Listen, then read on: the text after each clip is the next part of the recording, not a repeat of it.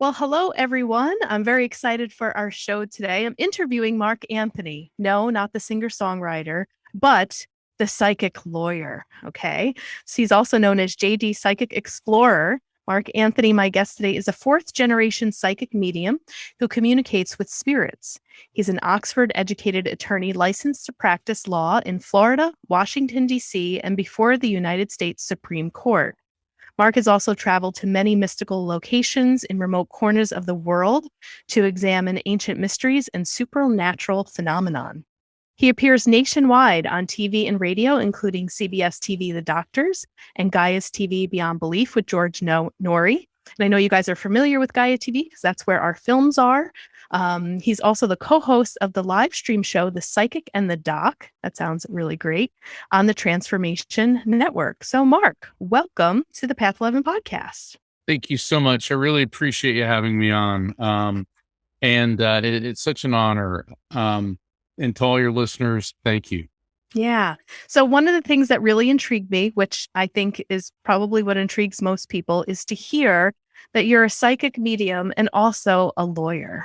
So those two just seem like, what? And it's funny because, in the past few years, I have interviewed so many people that have been in the corporate world, accountants, finance, electrical engineers, like people that you just, I guess maybe we just wouldn't naturally think would move over to this psychic mediumship realm, but they are. So it's really interesting. So how did your psychic abilities come to be? I know you grew into a family of parents who were very psychic. So I'd love to hear kind of how this all started.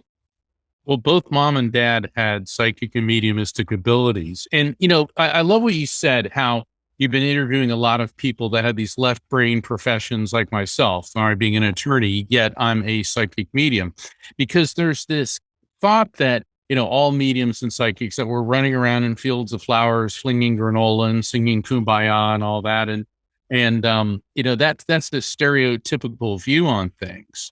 And with me, I mean, my dad was a Navy SEAL and a NASA engineer, yet he could see spirits and auras.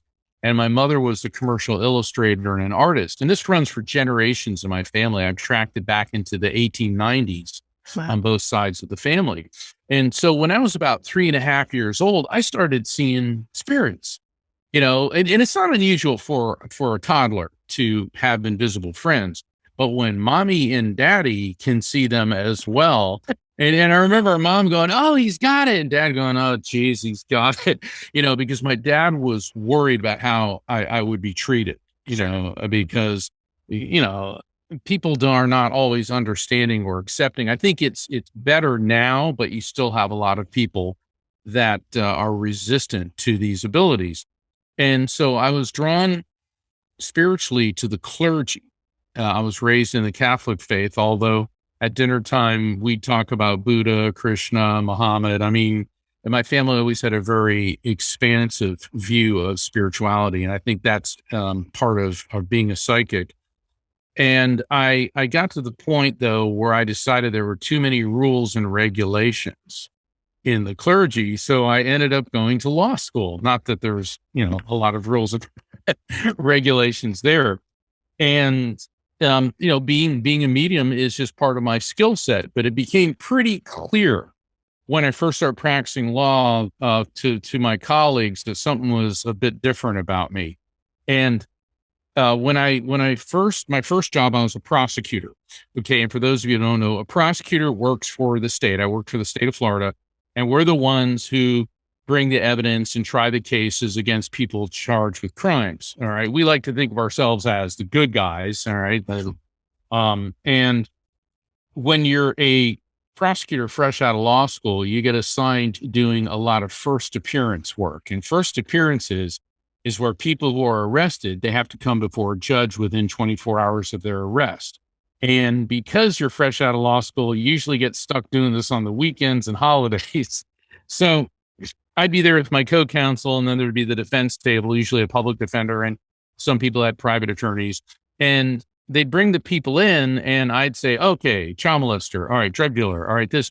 And before I ever saw the police report, and my co-counsel would be like, how do you know that?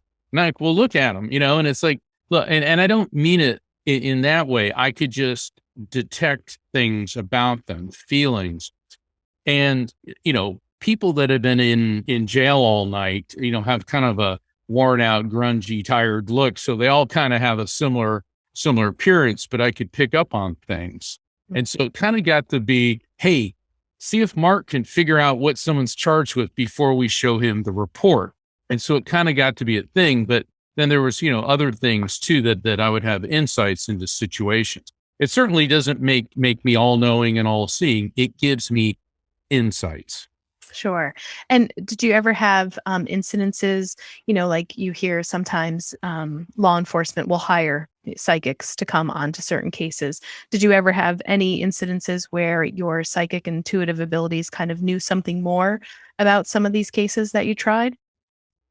Yes, on several occasions. Also, I've been consulted by law enforcement. And when I was on the CBS TV show, The Doctors, they asked me to do a reading for a family in a cold case murder. And the information that came through led to the arrest of the suspect, who's still awaiting trial on premeditated first degree murder charges. And, but the thing is, a lot of times with psychic intuition and mediumistic, contact with spirits, the information that comes through is not always immediately apparent. And also psychic intuition is not admissible in a court of law. I mean, it's hearsay, and hearsay is an out of court statement. All right. Something that was said out of court that is offered into court to prove the truth of the matter asserted. And the way to get around hearsay is, can that statement or whoever made it be subjected to cross-examination? Well, obviously, we can't put a spirit on the witness stand. So you would have us believe that, you can't do that. I mean, really, honestly, what's more hearsay than something that comes from a spirit? But what we can do is give the police information that puts them on the trail to go from a cold case to a hot case. Right. And that can lead them to find admissible pieces of evidence, which then can result in an arrest and hopefully a conviction, provided the person's guilty. Yeah. Awesome. I know I love stories like that. But you're also here to talk about a book that you recently wrote called The Afterlife Frequency. And if you're watching on Path 11 TV, Mark has a copy of the book. Beautiful. All my favorite colors, blues and purples. And what I love about this too is that you've termed kind of new dialogue, right? Yes. You've come up with different sayings that I had never heard of, like the electromagnetic soul, which I want to talk about. You also came up with a certain approach to help people come into more of the alignment of the afterlife frequency called RAFT. Recognize, accept, feel, and trust. So those are things that we're going to talk about too. And wanted to just kind of understand and what prompted the writing of the book. How did the book kind of come to be? Oh my gosh. Well, my whole life, certainly this is my third book, and my first book, Never Letting Go, helps people on the journey through grief. And then when I was on the Never Letting Go book tour, people started asking me questions like, is reincarnation real? Do animals have souls? And is there a scientific basis? So that's where I started working on bridging the gap between the spiritual and the scientific. And then over the past 6 years, I've been working on the afterlife frequency, which actually also encompasses my lifetime interest in theology, philosophy, quantum physics. Because when you're an attorney, and I was a prosecutor, I was a criminal defense, I did complex civil litigation, including head injury. So I've studied the human brain. I've worked with forensics, biologists, medical professionals, and then in my free time, what I do is travel to mystical locations around the world because I love ancient mysteries and supernatural phenomenon. And it just made sense. Everything started coming to a point. And also, I remember when I was 8 years old, I was talking to my dad about space. And I loved my dad. Both my parents had passed, but Dad, having been a NASA engineer, I would ask him all these questions, and we'd look at the stars, and we talk about space travel. And I remember saying, well, that sounds, is that impossible? And my father said to me, he said, Mark, a mystery is just a question for which we do not yet have the answer. And nothing is impossible or beyond explanation, provided enough research. And he said, and funding, as the, working for, enough research goes into it. And, that really gave me the mindset that everything has an explanation. If you'll indulge me for a minute. So there was that, because I have been studying for years the different types of what I call interdimensional communication. In other words, we live in the material world. This is our dimension. The other side, the afterlife frequency, is another dimension. And how is it that communication between the two dimensions happens? And it isn't just mediumship that I'm writing about. We've got mediumship, which is communication with a spirit through someone like me. Then there's a visitation. Perhaps you've felt or caught a glimpse of a deceased loved one around you, or particularly in the dream state where you have, yes, yeah, I see you're nodding. That's a very popular means for spirits to communicate with us. But then again, deathbed visions, shared death experiences, near-death experiences. Traditionally, all these phenomena have been treated like a salad bar. They're all different in different categories, but they're not. There is a commonality between all of them that involves energy transfer and frequency alignment. And they all involve in the vibrational frequency of our brain waves elevating to get a frequency match with the higher vibration of the afterlife frequency. So years ago, the best friend I ever had, Billy, we met when we were 11 years old. We went to junior high school, college together.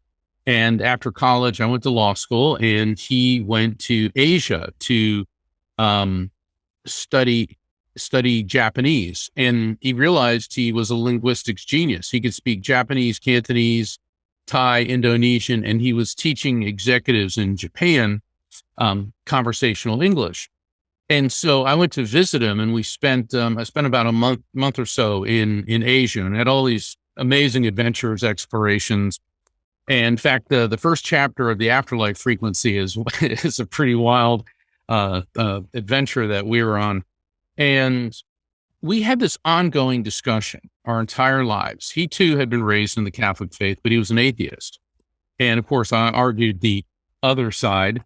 And he said, Mark, especially when we were in Japan, in Thailand, I'd be going into these temples and talking to the monks, and I was just really into it.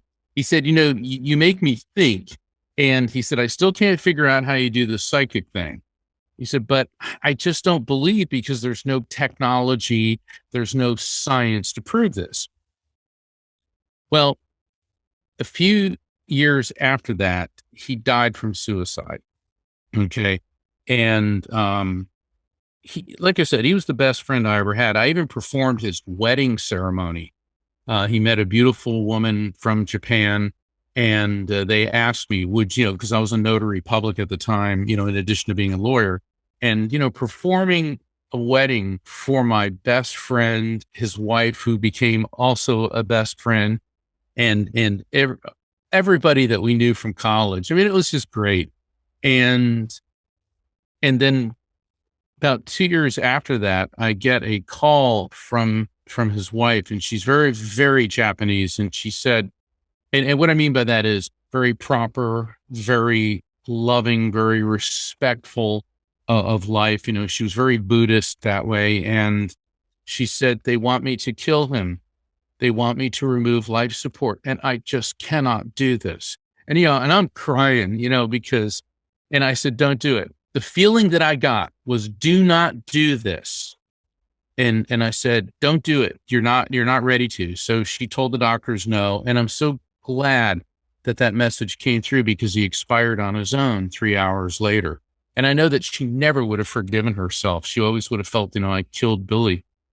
So 2 years after that, I'm speaking at a paranormal convention. at Estes Park in Colorado at the Stanley Hotel. And the Stanley Hotel is great. And if you haven't been there, go. It's also, it's beautiful. It's Western elegance, and it's right at the foot of the Rocky Mountains. And it also is considered one of the most haunted, or let's say, places in North America of very high levels of paranormal activity. All right. So I had just given my presentation, and I'm down in the conference room area, which is really big. And there's all these tables where, I'm signing books. This is, signing books. And my manager, Rocky, was with me, and she was checking out all the paranormal investigation equipment, because they had a lot of other speakers. A lot of them are on TV that are, paranormal investigators.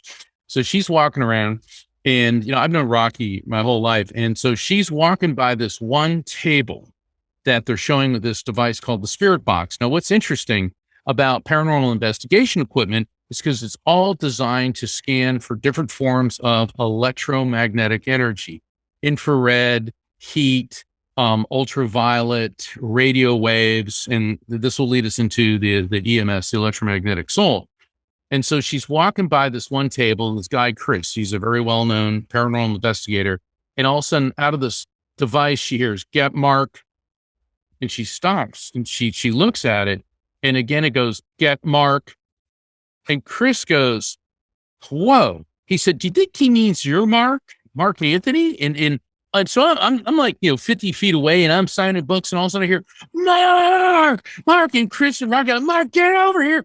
So I get up, and I'm like, what's going on? And I'm thinking, and so a crowd's forming, and I run over there, and I'm coming up to this table, and all of a sudden I hear, "Dude," and my heart skipped a beat.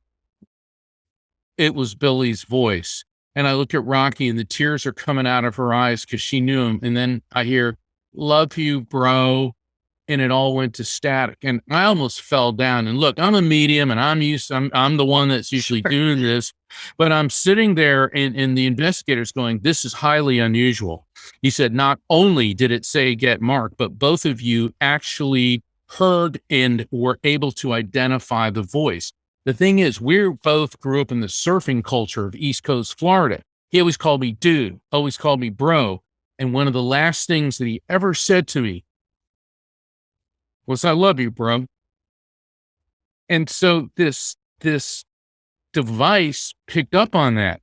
And so initially I was very, very overwhelmed and overcome. And then it got me thinking, because I write about in the Afterlife Frequency about spiritual synchronicity, of things like this just don't happen by coincidence. And then I wrote a chapter called The Unfolding, where a spiritual event happens, and it's like a flower, blooms, blossoms, unfolds. It takes time for us to fully understand it. And then it dawned on me, and I knew. So there's no science, there's no technology. What did he choose as a means to communicate with me? Now, I have to admit, in my book, Evidence of Eternity, I wrote about, the first time he came through to me spiritually, but this was a couple years after that. And then this got my wheels turning, coupled with what my dad told me, that there is a logical and scientific explanation for everything, whether or not we've yet developed the technology to detect it. And that led to me writing The Afterlife Frequency. Wow. Amazing story. Thank you for sharing that. Woof. I got choked up too. I had some tears. That's right in the heart. Yeah. Well, it's like he was my brother. I have a biological brother whom I love to infinitely, but he was my chosen brother. How often do you get a friend like that in life? Someone you meet when you're in junior high who's just with you till the end. I feel, I have one of those. I have a best friend. She's still alive, thankfully, but we started playing in the crib together. It's like, I've known her 44 years. It's probably my longest relationship outside of my parents. It's like, I feel and I'm speaking not just to you, but to everyone. Cherish those relationships. When you have those lifelong friends and you haven't seen them for a while, texting and Facebooking's nice. Pick up a phone, call them, you know, call them. Because, in the blink of an eye, they could transition to the other side. Yeah. Now, with kind of getting those messages, right? He came through this spirit box, the frequency we're talking about. You Right. mentioned earlier about kind of our brain waves and being kind of in sync and in alignment, say, with the spirit world. I had talked to somebody recently too, and I think she described or kind of gave an example of, it's so hard for many people to meditate, right? To get into a little bit of an altered state. Right. That she had also described, I don't know if you've experienced too, that spirit also has to meet us at a level of frequency. So it's kind of like Right. we're rising and they're coming down. Correct. In a sense. And it takes a lot of effort on our behalf to do that. You really have to have kind of like, in some ways, not really a trained mind, because I think there are those spiritual synchronicities and people will get messages and they may not even be in that state of mind per se. Like that stuff just kind of happens. But can you talk a little bit about, what you were saying earlier with the brain waves and this frequency of us kind of rising to meet spirit and spirit kind of coming to meet us? So there is this frequency of communication. Yes. And this comes to the term I developed, the electromagnetic soul. We have 5 different forms or 5 different types of brainwave frequencies: gamma, alpha, gamma, beta, alpha, beta, and delta. Gamma is when you're at full throttle. That's like, Matamodio and Ken Jennings on Jeopardy. Okay. This is, that's when you're running your brain full throttle. Beta is the state that we're in now. That's our everyday awake, conscious, gets able to go to work, drive a car, use a computer, function. Alpha is when we begin to relax. That's when we drift into a slower, that's the meditative state. Okay. Just what you're saying. Meditation occurs when you slip into the alpha state. Then there is the theta state. Theta is deep sleep and dream, the dream state. The delta frequency, a lot of people poo-poo it because they say, oh, it's dreamless sleep and your base.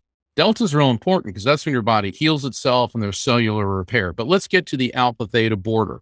This is where psychic and mediumistic activity occurs.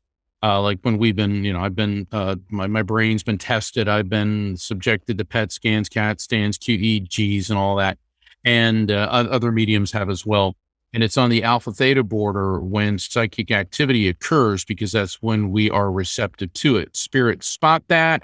They will adjust their frequency. Whammo, you get a frequency match. And that is why so many people have visitations in the dream state, because Right. And it's funny when you look at our culture, even in the Bible, there's all these prophetic dreams, Pharaoh having the dreams and, the 3 wise men being warned that Herod's going to kill, the baby Jesus and all this. And they're wonderful stories to illustrate this. And that's also the most accepted form of spiritual contact, because people say, I had a dream and it felt real. Well, because it was. And what we don't understand yet, we meaning the scientists and researchers like myself who study this, why is it that people like me can immediately go to the alpha theta state while we're in the beta state? And there's many different theories about that. So what we know from faith, people of faith refer to who and what we are as a spirit or as a soul. And that the soul pre-exists the body, comes into the body, and then leaves the body after the body dies. We know from medical science that our neural network, our nervous system, operates on electrical impulses, and our brain has a highly sophisticated electromagnetic field, okay? And we know from the laws of thermodynamics in quantum physics that energy is neither created nor destroyed, only transferred from one form to another. So after years of research, I melded all of this and I refer to who and what we are as the EMS, the electromagnetic soul, because that describes what we really are: pure consciousness, which is eternal electromagnetic energy. And scientists who've reviewed and endorsed the afterlife frequency, and some of the top researchers in the world have endorsed this book, are already, they love the term. They're already using it. Dr. Gary Schwartz said, EMS, I'm using it. And I'm like, by all means, please. And so that, I think, is a lot more descriptive and accurate term. I mean, it's okay to say, my soul or your spirit or your consciousness, but to define what we really are is that. So that when you die, think of your EMS as a drop of water that leaves the brain and plunges into this eternal sea of consciousness, AKA the afterlife frequency.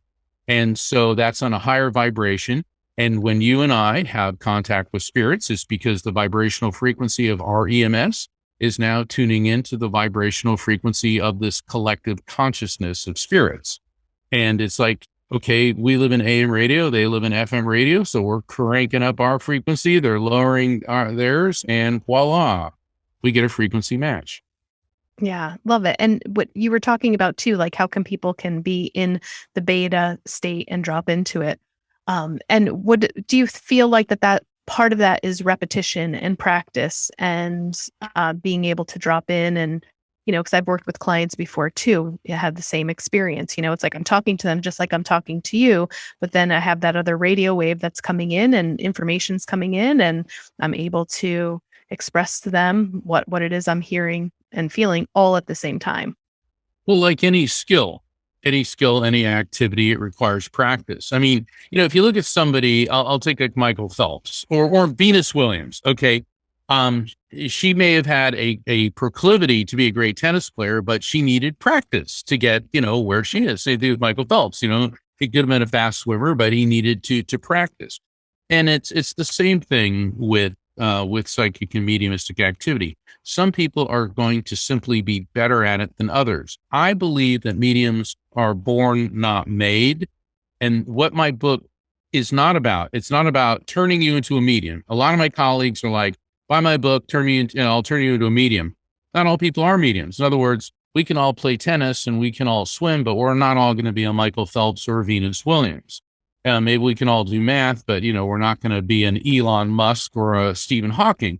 People are simply good at different things. That being said, we are all capable of having a psychic and mediumistic experience because of our physiology, because there is a biomechanical reason we have receptor areas. That's another thing that I describe in the afterlife frequency.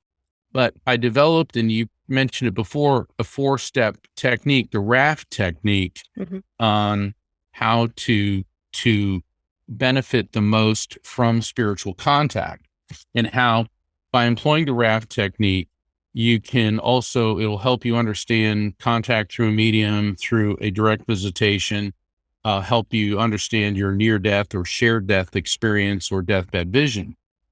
Well, the way I came up with this technique, I'm smiling because I didn't plan on it. I was working on the book and I was trying to figure out, how do I explain this to people who aren't mediums? And I hit a proverbial brick wall. I had writer's block. I mean, nothing was happening. So I thought, I live near the ocean, I'll go for, a walk on the beach. That always is, hey, if all else fails, go for a walk on the beach, right?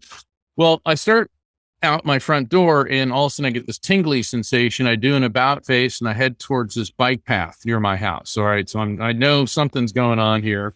And I know that tingly, that electromagnetic sensation. So I'm walking on this bike path. It's around 11 in the morning and I see these two objects shining in the light. And I look down at them and it's a nickel and a penny. And I hear my mother's voice. If they're not heads up, don't touch it. Don't pick them up. Yeah. You know that it's a bad luck. And then I heard my dad's voice say, it's money, grab it. And I'm laughing, So I pick up this nickel and this penny and I'm looking at it and I go, 6 cents. And I was like, wait a second, 6 cents. It's like, okay, something's going on here. Then the cold chills and tingles. All right. Reason people get cold chills and tingles when spirits are communicating with you, it's not because it's scary. That's the same physical sensation we have in the flight or fight response. That's why a lot of people immediately jump to the conclusion spirit contact is negative, because they'll feel that. But I realized that my parents were trying to get a message through to me. And all of a sudden in my mind's eye, I saw an image of my dad. And I know, remembering him when I was a kid, he was probably about, 40, maybe 45. And he's standing in the ocean up to his waist, holding this blue canvas raft, that we used to go, wave surfing on and stuff. And because, Dad was a SEAL and he was a scuba diver and a swimming instructor. And I go, raft. And then it hit me. Recognize signs from spirits, accept it as real, feel it first, think later, feel it without fear, and then trust. Raft. That's what they were trying to tell me. And I ran back and the writer's block was gone. And so, yeah, within the matter of maybe 45 minutes, I had constructed the raft technique because they were showing me, and this is what I teach in the book, how to recognize when a sign from a spirit was around. Okay, like for me, I start getting the cold chills and tingles, all right? And then I see these coins. Accept the experience as real, okay? Accept it. Recognize and accept it. Feel. This is where people get hung up. They start to think instead of feel. Feel what it means. Feel it without fear. This is where people cross-examine. Remember earlier I was talking about cross-examining your spirit? Well, that's what happens. Oh, this can't be real. This must be a grief-induced hallucination. I must be imagining this. This is barely coincident. You start doing that and that's it. And that's where I'd say the majority of people fail. And then trust. Trust in the veracity and the truth of the message. Now, I want to make sure that I make this clear. In this world that we live in now, there's a lot of people, these conspiracies and all this, they feel that, they're receiving messages to revolt and rebel and flood, false information around, or that we have to engage in violence and hate these people. Those are not messages from spirits. Those are not messages from the divine. Those are ego-driven people who are looking for some type of moral justification to commit acts of anger, bigotry, hatred, and violence. That is never spiritual. Nothing spiritual incites that, and nothing spiritual is controlling.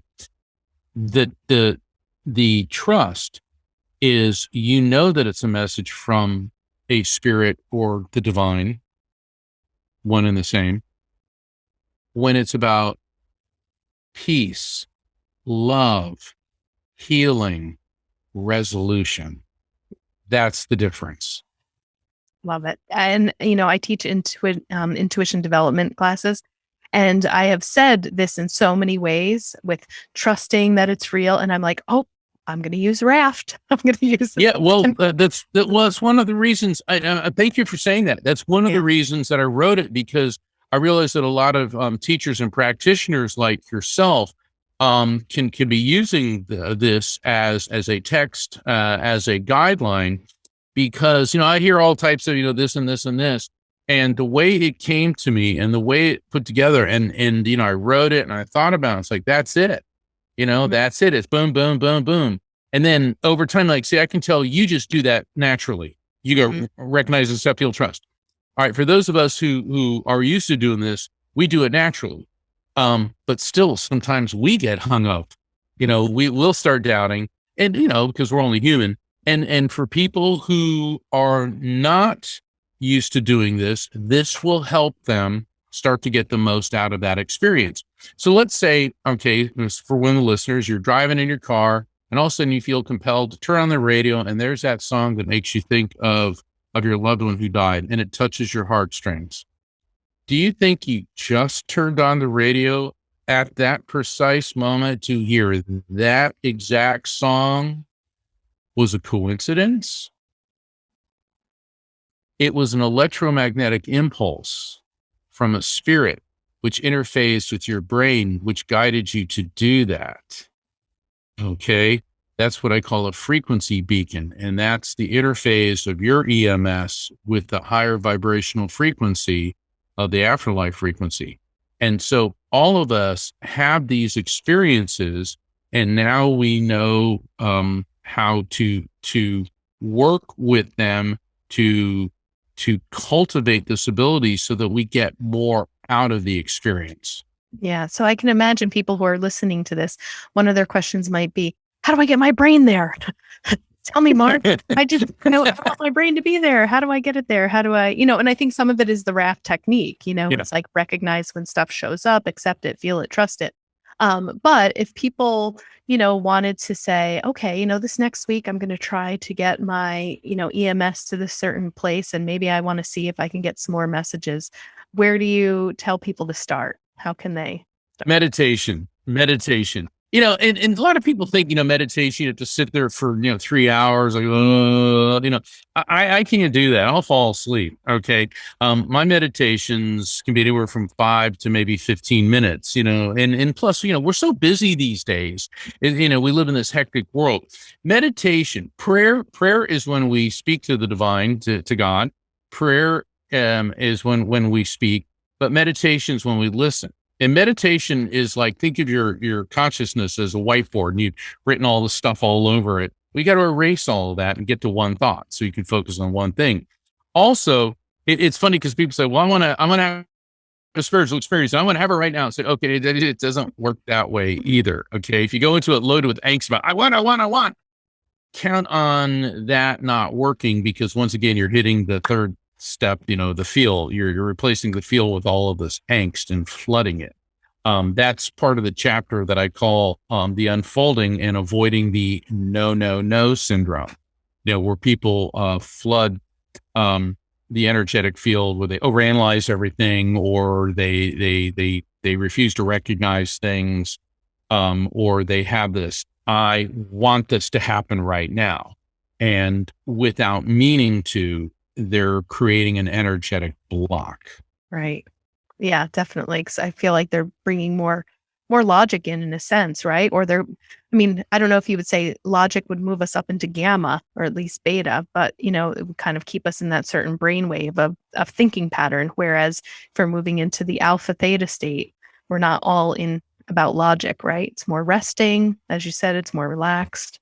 Right. To receive the message initially, then you get it down, and then after the experience, then you can start analyzing it. Because a lot of people, the second it comes in, they immediately go into hyper-analysis mode. It was so funny. I was doing a reading about 2 weeks ago for this engineer. Okay, he goes, well, I'm an electrical engineer. And I'm like, oh boy. Okay. And his mother's spirit came through and started talking about his sisters. And I said, it feels like you've got like 4 sisters. Yes, I have 4 sisters. And she's talking about like Marcia, no. I go, hold on. It's like Marcia. No. He goes, their names are Marie, Margaret, Marilyn, Mary. And I go, hold on. They all start with M-A-R, but they didn't say Marcia. He couldn't understand that vibrationally I was getting the sound. I didn't know that all of his sisters had a name that started with M-A-R. Okay, I'm hearing Marcia. One was Marie, one was Marilyn, one was Margaret. So she was trying to get me to his sisters, and instead he was hyper analyzing and arguing with me. And it's like, look, I just don't fling out random sounds, hoping to get a hit. Like I was doing, this is so funny. This client was great. I'm doing a group sessions before COVID. It was 10 people, what I call a light circle. And I was drawn to this one woman, and her father spirit is giving me the image of the dwarf Grumpy, and I'm getting grumpy. So I'm going, I keep getting grumpy. And she goes, I collect grumpies. I'm like, what? And everybody's like, someone goes, is that a thing? And it's like, she apparently collects figurines and images of the dwarf Grumpy. She likes that. Okay. Oh, yeah. Now when people go, you're cold reading, really? Of all the cartoon characters in existence, I'm going to fling out the dwarf Grumpy, hoping to get a hit. And it just so happens that this woman collects grumpies. Now, that's a new one on me. I never heard of anyone collecting grumpies. But the thing is, that's the type of verifiable fact that evidential mediumship. And she immediately employed the raft technique without meaning it. She recognized it was her father, accepted it as real. She felt, oh my gosh, this is dad. And then she trusted the message, and so it will become second nature. Yeah. I wanted to ask you another question too. Like in the beginning of the book, you talked about things and gave examples of things being predetermined. How does free will come into that? Because I feel like that's a little bit of a debate. It's because, like you said, the spiritual synchronicities, right? That's not random. Things just don't appear to be random.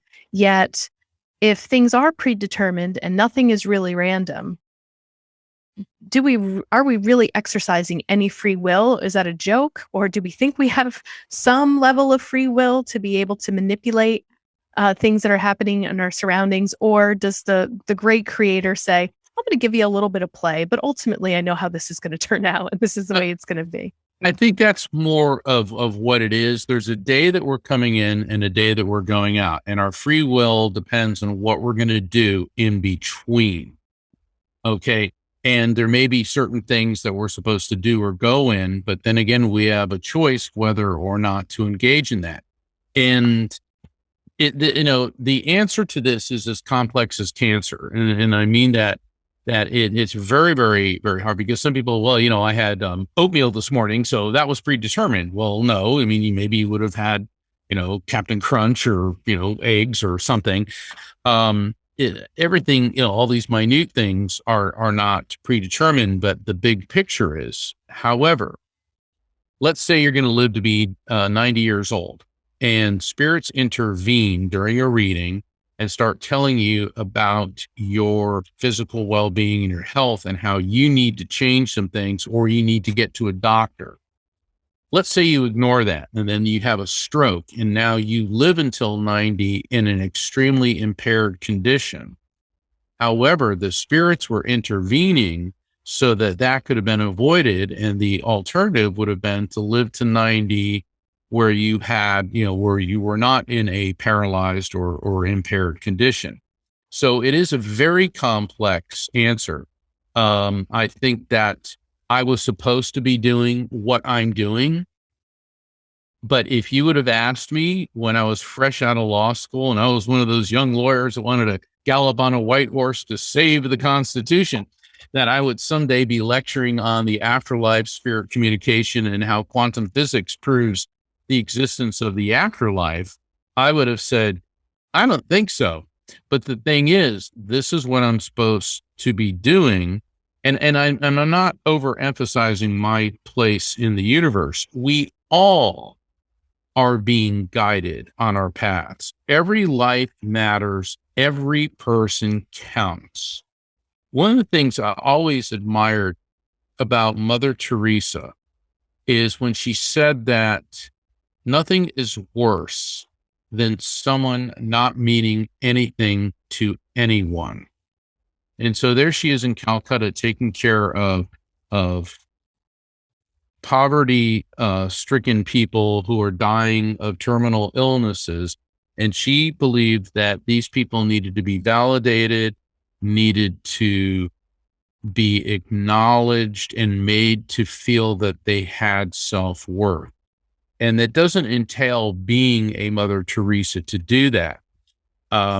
If you have an elderly relative or friend, pick up the phone and call him or her. Write them a letter. Don't text, don't email. What do elderly folks get in the mail? Junk mail and bills. Send them a letter. And it doesn't have to be elaborate. It be thinking of you. If you see an elderly person in public, good morning, hello. It's funny because, somebody, like me, if an attractive 22-year-old, says good morning to me, it's like, woo, I did, it makes my whole day. Well, someone that's 80 years old and somebody in their 40s or 50s says good morning to them, it does the same thing. Everybody needs to be validated. Okay. And this is a very easy thing to do. And we don't think of it in that terms. You don't have to be Mother Teresa in Calcutta. You could just be at the grocery store and just be nice. Absolutely. Yeah. And, I can even think of, it reminds me of a story when I was going through a really tough time in my life, and I was going through a relationship loss, and I walked into the Stewart's, which is like a gas station up here in New York. And this elderly man looked at me and said, "You have the most beautiful blue eyes." And I was so sad and so depressed of what was happening in my life. And that compliment of that stranger just like lifted me up. It felt truly like something divine, was happening. It was just like, not even that I needed to hear it, but I felt seen, it's like, oh, somebody just noticed me and recognized me and paid me this really nice compliment. And he was so sincere. And then he left. But to this day, I remember that because it was so profound it changed my emotional state that day and kind of felt, worthy in a sense. And it was just being seen. Somebody saw me, Exactly. Somebody saw me. I wasn't just wallpaper. Yeah. I mean, in the Far East, an elderly person is seen as a sage of great wisdom and advice, and the elderly are venerated. In the West, you get into the Hollywood and all that, and with all due respect, but and I like Jessica Lange and some other actresses are talking about, hey, once you hit 40, doesn't mean we cease to exist. Okay. And it happens, with men as well. I think it's harder with women, but there's this thought that people just don't matter. I remember when he died, there was this actor called Victor Mature, and he was in all those sword and sandal epics back in the 50s and the 60s, like Demetrius and the Gladiator and the Robe and all this stuff. And he was like the big muscle guy and all that. Then all of a sudden he stopped acting. And they wrote in his obituary that one of his lasting quotes were, "Hollywood is where your star will twinkle until you start to wrinkle." Oh. Wow. Yeah. Well, yeah, don't let that happen to anybody. Yeah. Well, and I think you give a lot of good messages. You're kind of reminding people in this podcast too, like if you have a friend, a lifelong friend, reach out. Don't take those relationships for granted. If you haven't communicated with somebody in a long time, reach out to them as well.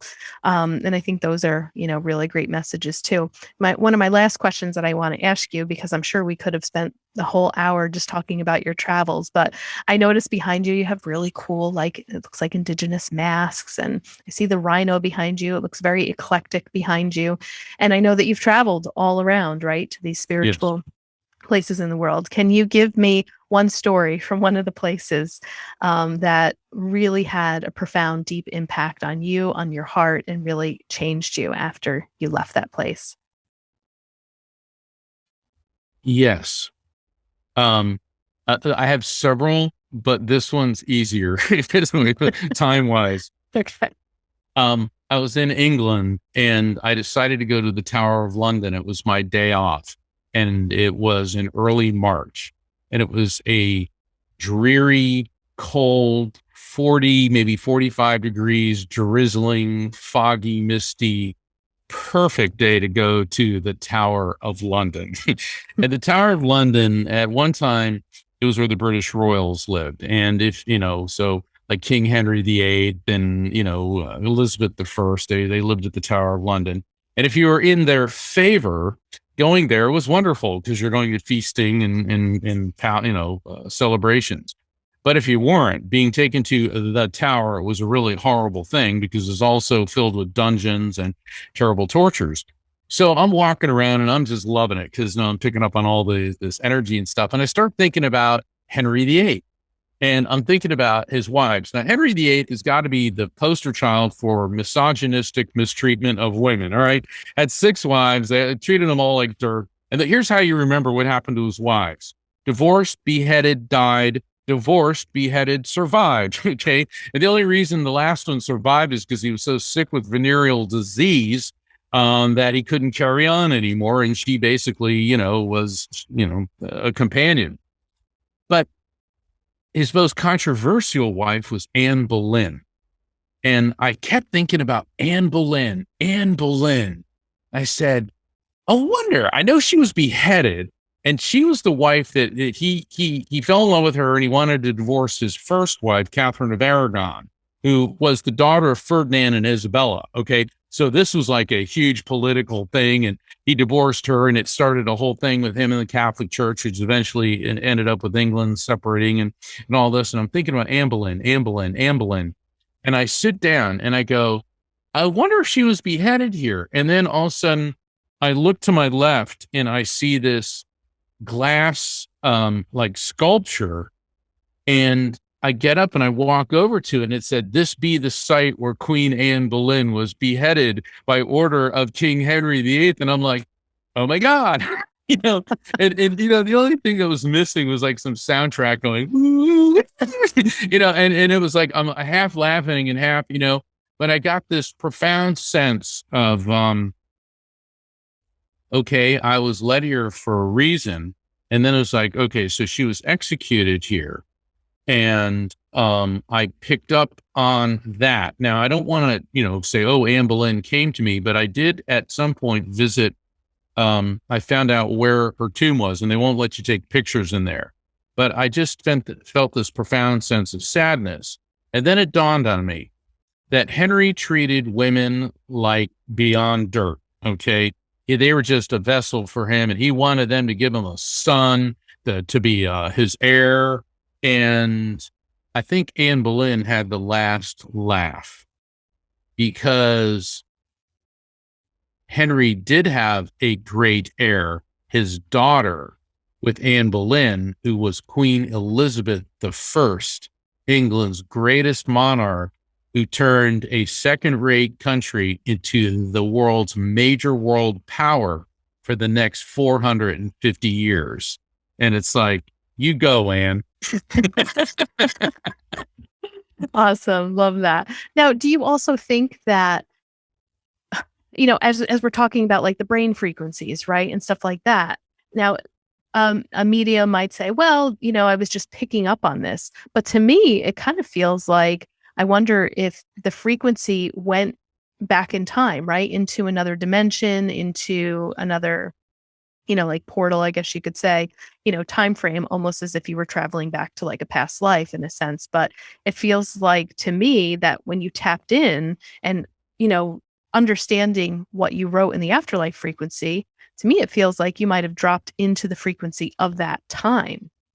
Yeah, I very well may have, because in the afterlife frequency, I do discuss the quantum physics explanation of space-time.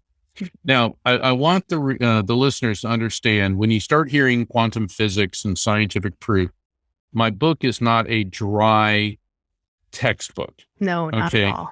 Thank you. I appreciate it. Yeah, I suffered through too much of that in law school. I'm not going to inflict that on anybody. And one of the advantages of being a trial attorney is you have to take some complex concept and then make it understandable, presentable, and at times even entertaining to the recipient. Because if you go in front of a jury, juries aren't stupid, okay?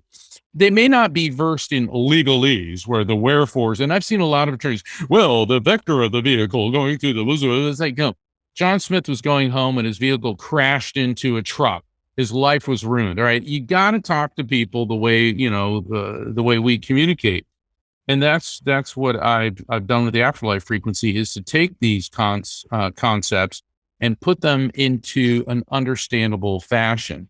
And, there's some stories are funny, some stories are not, because the book does deal with some very, very heavy duty situations, such as murder, post-traumatic stress disorder, losing a child.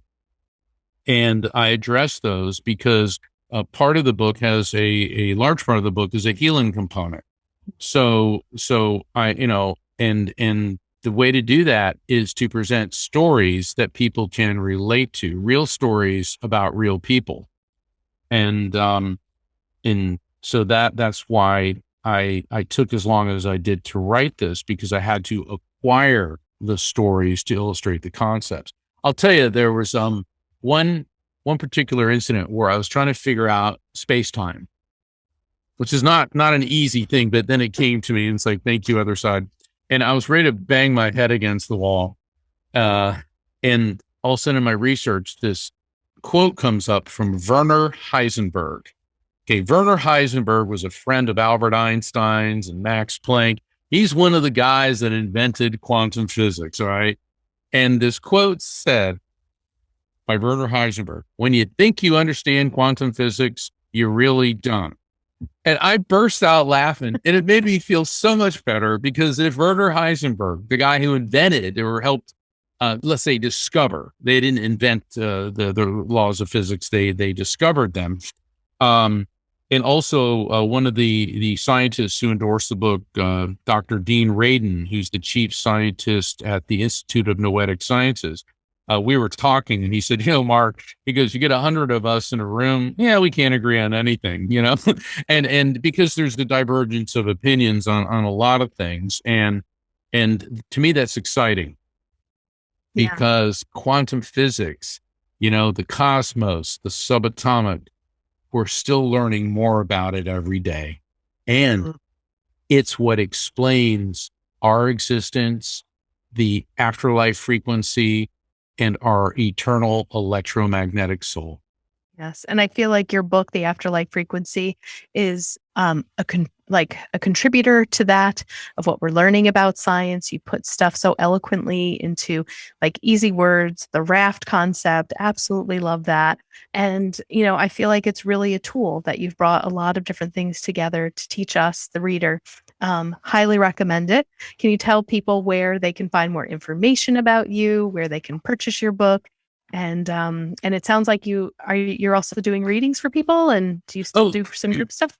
Oh, absolutely. I do readings for people, and you can book a reading with me. You can sign up for my newsletter. You can find out about my book. Also, I have a page on my website called Grief Management, which is a free resource for people coping with loss. And my website is the same as my book, AFTERLIFEFrequency.com. Because I wanted to make it easy. I don't want, okay, go to this one, so go to that. Yeah, AFTERLIFEFrequency.com. And if you put in the AFTERLIFEFrequency.com, it'll still go to the same domain. And you can schedule a reading with me.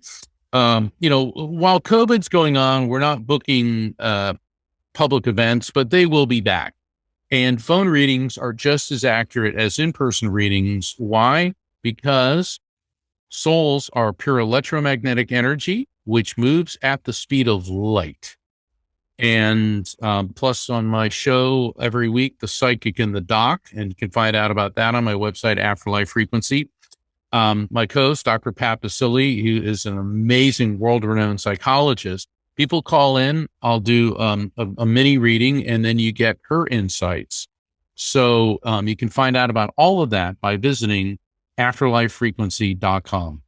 Awesome. This was such a great interview. It was so much fun.